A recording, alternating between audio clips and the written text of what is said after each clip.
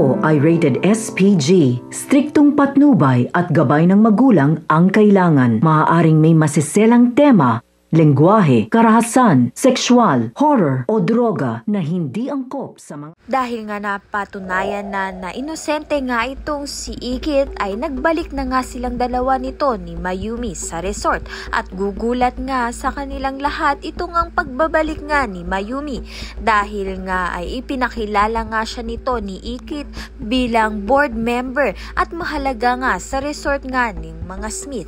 Kaya naman nga may karapatan na nga ito si Mayumi na patalsikin nga itong si Soraya at si Angela sa kanyang sariling resort. Kaya naman nga mapagbabayaran na nga ni Soraya at ni Angela ang mga kapalpakan nga nila at kasamaan nga nilang ginawa sa pamilya nga nito ni Mayumi.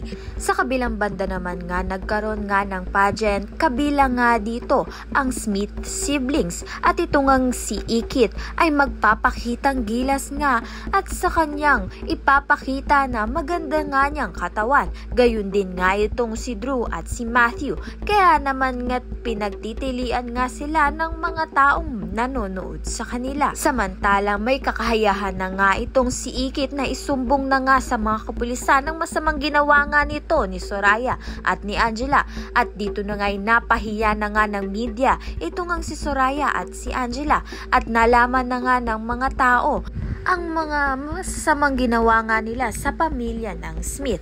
Kaya naman nga tayhan at iba pa ang dapat nating pakaabangan. Maraming salamat sa iyong panonood.